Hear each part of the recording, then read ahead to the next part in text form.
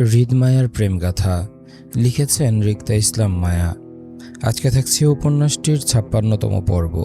উপন্যাস পাঠে আছি আমি তারিফ। দুপুর গড়িয়ে পড়ন্ত বিকেল, আর্দ্র শীত ধরণী জুড়ে। মায়া ব্যালকনিতে বসে পড়ন্ত বিকেলের ওই হেলে পড়া আম গাছটার দিকে তাকিয়ে আছে। অল্প বাতাসে গাছের পাতাগুলো নড়ছে মৃদু মৃদু, শরীর কাটা দিচ্ছে শীতে। তারপরেও গায়ের এক পাশের ওড়নাটা অবহেলায় পড়ে আছে ফ্লোরে, বাকি অর্ধেকটা মায়ের অপর কাঁধে জড়িয়ে। শূন্য হাত দুটো কোলে রেখে দৃষ্টি অদূরে বারান্দার সঙ্গে নড়ে পড়া আম গাছের ঢালে। তখনই শব্দবিহীন পায়ে এসে বারান্দার দরজায় দাঁড়ালো জুঁই। অগোছালো মায়ের দিকে তাকাতেই নির্জীব মায়া জুঁইয়ের উপস্থিতি বুঝে নমনীয় গলায় বলল, ওরা আবার ঝগড়া লেগেছে? মায়ের দৃষ্টি তখনও ওই অদূরে আম গাছটায় আটকে। জুঁই অগোছালো মায়ের দিকে তাকিয়ে খুব ধীর গলায় সম্মতি দিল। আরিফ ভাই কই? ভাই বাড়ি থেকে বেরিয়ে গেছে রাগারাগি করে। ও। মায়া ও বলা ছোট্ট শব্দটাতে যেন ক্লান্তি তার প্রকাশ পেল। মায়া দীর্ঘদিনের মানসিক পীড়ায় ভুগছে। কারোর সাথে কথা বলে না, আর না পরিবারের কারোর সাথে কোনো কথার উত্তর দেয়। সবসময় চুপচাপ বসে থাকে। মাঝে মধ্যে আরিফ বা জুঁইয়ের সঙ্গে দুই একটা কথার উত্তর দেয়। বাকিদের সঙ্গে মায়া যথাসাধ্য চুপ করে বসে থাকে। মায়াকে চুপ থাকতে দেখে জুঁই এগিয়ে এসে মায়ের ফ্লোরে পড়ে থাকা ওড়নাটা উঠিয়ে গায়ে জড়িয়ে দিতে দিতে বলল, আব্বা, চাচা, পুপিরা সবাই আরিফ ভাইকে দোষ দিচ্ছে। বলছে ভাইয়ের জন্য নাকি তুই নষ্ট হয়েছিস, তোকে সামলাতে পারিনি। হৃদ ভাইয়ের সাথে তোর প্রেম আছে সেটা জেনেও নাকি আরিফ ভাই তোকে সাপোর্ট করেছে, বাধা দেয়নি। ভাইয়ের জন্য নাকি তুই পাগল হয়েছিস। তোকে বিয়ে দিয়ে দিলে নাকি তুই আবার ভালো হয়ে যাবি স্বামীর সঙ্গ পেলে। এসব রোজকার কথা, রোজই এসব শুনতে হয় মায়াকে। তাই জুঁইয়ের কথায় তেমন প্রতিক্রিয়া দেখালো না মায়া। শুধু ঠান্ডা স্বরে জানতে চাইল আরিফের কথা। আরিফ ভাই কী বলেছে জুঁই? জুঁই আগের ন্যায় মায়াকে প্রতিটা কথা জানিয়ে বলতে লাগলো, আরিফ ভাই তোর বিয়ের ব্যাপারের কথা বলতে সবাইকে নিষেধ করেছে। বলেছে তুই বিবাহিত, তোর বিয়ে হৃদ ভাইয়ের সঙ্গে হয়ে আছে, কিন্তু ঘরের কেউ বিশ্বাস করে নাই আরিফ ভাইয়ের কথা। তুই তো জানিস সবাই তোর বিয়ের কাবিননামা চায়, কিন্তু আরিফ ভাই বা তুই, তোদের কারো কাছেই তো তোর বিয়ের কোনো প্রমাণপত্র নেই। এজন্য ভবিরা বলেছে তুই আর আরিফ ভাই মিলে নাকি যুক্তি করে সবাইকে মিথ্যে বলছিস, যাতে তোকে কেউ অন্য কোথাও বিয়ে দিতে না পারে।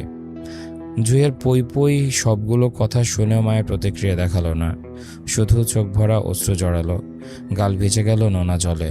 হঠাৎ করে মায়ের পরিবারের মানুষগুলোকে কেমন পর মনে হচ্ছে, আর নিজের বোঝা। মায়া এই মুহূর্তে সবার কাঁধে বোঝা হয়ে আছে। নিজের পরিবারে নাকি খুব আপন হয়, সকল বিপদে পাশে থাকে সব সময়।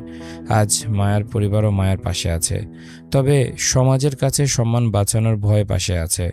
সবার ধারণা মায়া প্রেম করে পাগল হয়ে গেছে, সেজন্য মায়াকে বিয়ে দিলে ও ভালো হয়ে যাবে।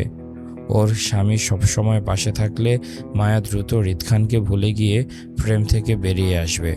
অথচ কেউ এটা বিশ্বাস করতে চাইছে না মায়া হৃদের বিয়ে করা বউ। মায়ার বিয়ের কাবিননামা নেই, সাক্ষী নেই, কাজী মৃত। তো কি হয়েছে? মায়া যে হৃদ খানের বউ, সেটা তো আর মিথ্যা হয়ে যাবে না, তাই না? মায়া মনে প্রাণে স্বামী হিসেবে মানে শুধু হৃদ খানকে। এবার কে কি বলল তাতে মায়ার কি আসে যায়? মায়া তো বিশ্বাস করে হৃদ খান মায়ের স্বামী হয়, আর এতে চলবে মায়ার। সবাই মায়ের উপর থেকে চাপ প্রয়োগ করছে, অথচ কেউ মায়ের মনের অবস্থা জানতে চাইছে না। সবাই সবার দিকটা চিন্তা করছে, অথচ কেউ মায়াকে জিজ্ঞেস করছে না মায়ের ভিতরটা কেমন করছে। রোজই একবার করে মায়াকে নিয়ে পরিবারে ঝামেলা হয়, এতে মায়ার চেয়েও সুস্থ থাকতে পারছে না, অসুস্থ হয়ে পড়ছে বারবার। মায়ের পুপিরা নানানভাবে মায়াকে বোঝায় হৃদ খান বড়লোক ঘরের ছেলে, সে মায়াকে ভালোবাসে না, শুধু মায়াকে ব্যবহার করবে। ছেলেদের ভালোবাসার ছলনা হয়। হৃদ খান এখন অ্যাক্সিডেন্ট করেছে বলে মায়া বুঝতে পারছে না, যখন সুস্থ হয়ে দেশে আসবে তখন বুঝবে। সে আর মায়ের সাথে যোগাযোগ করবে না, কখনো মায়ের দিকে ঘুরে তাকাবে না এই ছেলে। বড়লোক ছেলেরা ধোঁকাবাজি হয়। মায়াকে সহজ সরল মেয়ে পেয়ে হৃদ খানও এতদিন ধরে ভালোবাসার নাটক করে গেছে মায়ের সাথে। আরও নানান কথা বললে রোজই মায়ার ব্রেন ওয়াশ করতে চায় তার ফুফুরা। তারা চান মায়া দ্রুত সুস্থ হয়ে যাক, হৃদ নামক ছেলেটার পিছন ছেড়ে দিক। বড়লোক ঘরের ছেলেরা আসলে মায়ার মতন সহজ সরল ছোট ঘরের মেয়েকে বিয়ে করবে না। সেজন্য ওনারা চেষ্টা করছেন মায়াকে দ্রুত সুস্থ করে চেয়ারম্যান পরিবারের বিয়েটা দিয়ে দিতে। কত ভালো পরিবার চেয়ারম্যান, সঙ্গে নাদিম ছেলেটাও অনেক ভালো, মায়াকে ভালো রাখবে। অথচ তারা কেউ বুঝতে পারছে না মায়া তাদের কথায় সুস্থ নয়, বরং দিন দিন মানসিক সমস্যায় ভুগছেন। মায়ের বুক ভরা হাহাকার কেউ শুনতেই চাইছে না। সবাই শুধু নিজেদের কথাগুলো মায়াকে শুনিয়ে যায়। মায়া অদূরে গাছের ডালে তাকিয়ে অশ্রুসিক্ত চোখে ভাঙা গলায় বলল, আমি মনে করেছিলাম গোটা দুনিয়া আমার পাশে আছে জুই, অথচ আমার এটা বুঝতে দেরি হলো যে আমার স্বামী ছাড়া আমি বলতে আর কেউ ছিল না, কেউ না। আজ উনি নেই বলে আমার পাশটাও শূন্য। যদি উনি ফিরতে ফিরতে আমি মরে যাই, তাহলে কেউ আমার খোঁজ করবে জুই? আমার স্বামীকে বলবে ওনার বউ মৃত? মায়া কথায় জুইয়ের চোখেও অশ্রু গড়ালো। সত্যি আজ মায়ের পাশে আরিফ ছাড়া অন্য কেউ নেই। অথচ হৃদ ভাই সুস্থ থাকলেও সবাই ছিল মায়াকে ভাবি ভাবি বলে ডেকে কত খেয়াল রাখত। আজ হৃদ খান অসুস্থ বলে তার বউয়ের কদর নেই। নয়তো এতদিনে হৃদের পরিবার থেকেও মায়ার কেউ খোঁজ নিল না। এতদিনে আয়নের সাথেও জুইয়ের যোগাযোগ হয়নি। যোগাযোগ করবে বা কীভাবে? জুইদের হাতের ফোনটা তো সেই কবেই নিয়ে গেছে ওদের পরিবার। সঙ্গে মায়া জুই দুজনের পড়াশোনা বন্ধ করে রেখেছে। মায়াকে তো বিয়ে দেওয়ার জন্য বাসায় তোড়জোড় চালিয়ে দিচ্ছে রীতিমতো ফুফিরা। সম্মান নষ্ট হওয়ার আগে আগে মায়ার বিয়েটা নাদিমের সঙ্গে দিয়ে দিলে সম্মান বাঁচবে। নয়তো মায়ার প্রেমের কথা শুনলে এত ভালো পরিবারের বিয়েটাও হারাবে সবাই। এত কিছুর মাঝে জুইয়ের হাত পা বাঁধা, চেয়েও সে কোনো উপকার করতে পারছে না। জুই এই নিয়ে 2 দিন মায়ের হাতে থাপ্পড় খেয়েছে মায়ের পক্ষ ধরে কথা বলায়। সবার ধারণা মায়া জুই দুটোই নষ্ট হয়ে গেছে চট্টগ্রামে একা একা থেকে। জুই ঠোঁট চেপে কান্না আটকাতে চেয়ে মায়ার কাঁধে হাত রেখে বলল, এমনটা বলিস না মায়া, আমি আর ভাই দুজনই আছি তোর পাশে, তোর কিচ্ছু হবে না ইনশাল্লাহ। জুইয়ের কথায় মায়া বিষণ্ণতায় বলল, বিয়েটা আটকাতে পারবি তো জুই? আমি কিন্তু হৃদ খানের বউ, বুঝেছিস? আরিফ ভাই থাকতে তোর বিয়ে কোথাও হতে দিবে না, ভরসা রাখ। জুইয়ের কথায় মায়া চুপ থাকলো বলতে মায়া আর কথা বাড়াতে ইচ্ছা করলো না। মানসিক চাপাতলে যতবার এসব নিয়ে আলোচনা হয় ততবারই মায়ের মাথা ভীষণ ব্যথা করে, যেমনটা এই মুহূর্তে হচ্ছে। অতিরিক্ত মানসিক চাপ মায়া নিতে পারে না, অজ্ঞান হয়ে যায়, নয়তো মাথা পেইন দেয় ভীষণ। আজ দুপুরের খাবার নিচে খেতে যায়নি মায়া, কারণ আজ বাসায় দিন ফুফি এসেছিল। ওনারা যেদিন বাসায় আসে সেদিন বড় সড় রকমের একটা তর্ক চলবে আরিফের সঙ্গে। আরিফের জন্য ওনারা মায়ের বিয়ের কথাটা আগাতে পারছে না, নয়তো এতদিনে কিছু একটা হয়ে যেত। মায়া ওনাদের আসার আভাস পেয়ে সকাল থেকে রুমে বসেছিল। বারান্দায় বসে নিচ থেকে ভেসে আসা সকলের চেঁচামেচি শব্দ শুনছিল। আরিফকে গেট ধরে রাগে বেরিয়ে যেতে ও এখানে বসে দেখেছিল। তারপর জুই আসলো। 2 বোনের কথা চলল কয়েক মুহূর্ত, তারপর সবাই আবার চুপ।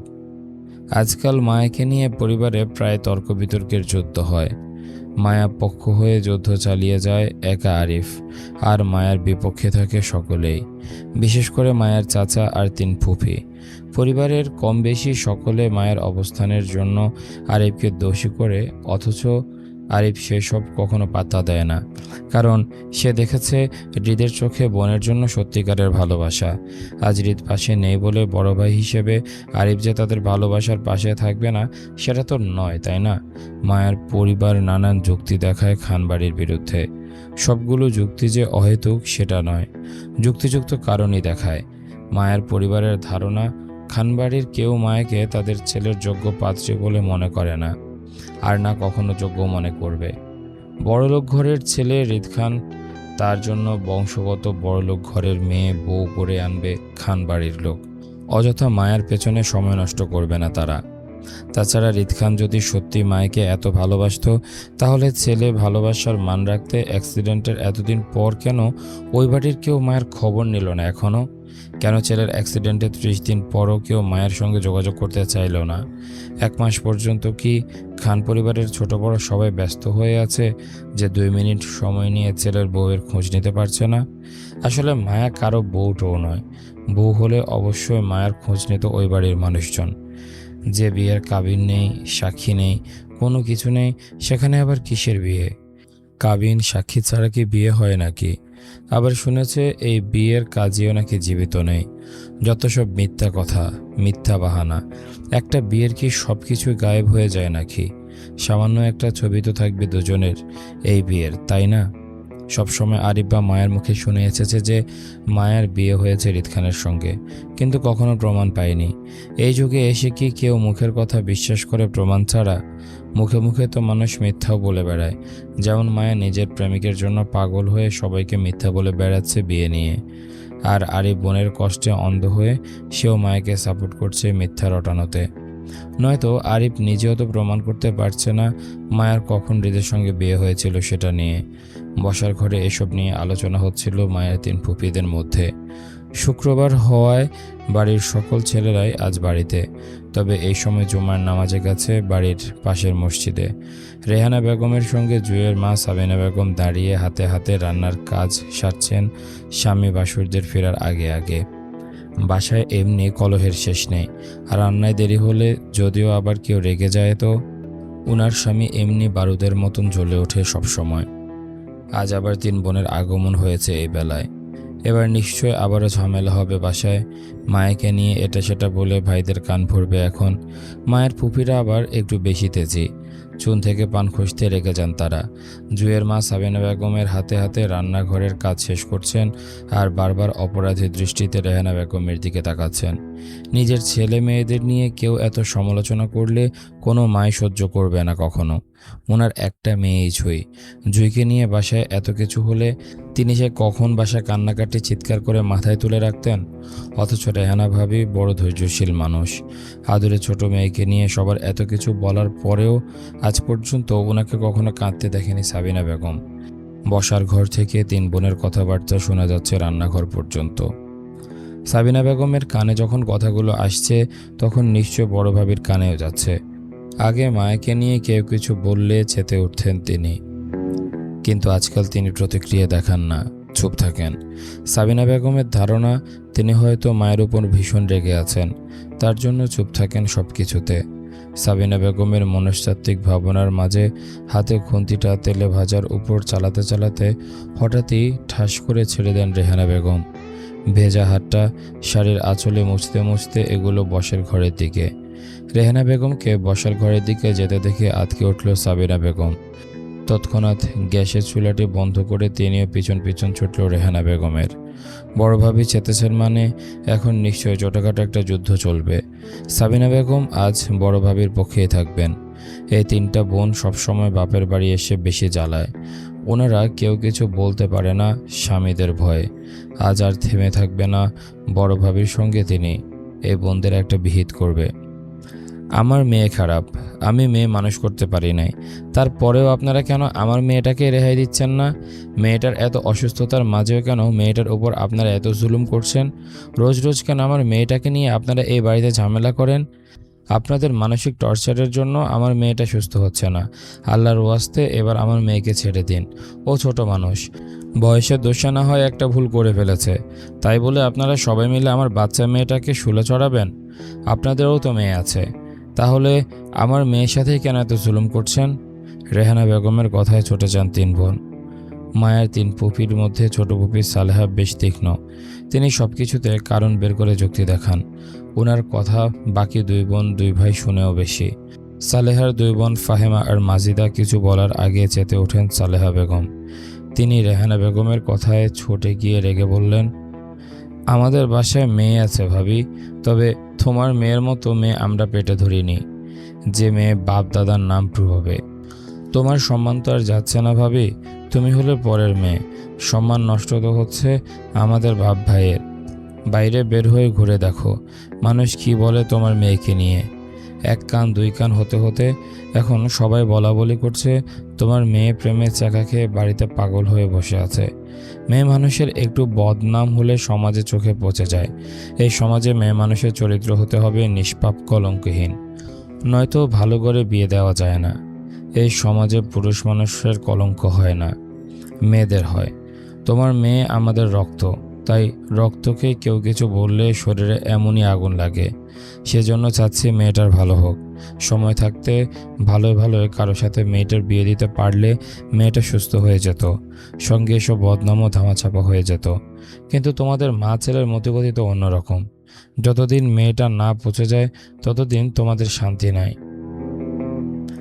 এই ছিল আজকের পর্ব। কেমন লেগেছে তোমাদের কমেন্ট করে জানাও। দেখা হচ্ছে পরের পর্বে। ততক্ষণ পর্যন্ত সবাই ভালো থাকো, সুস্থ থাকো। আজকের মতো আমি তারিফ এখানে বিদায় নিচ্ছি। আল্লাহ হাফেজ।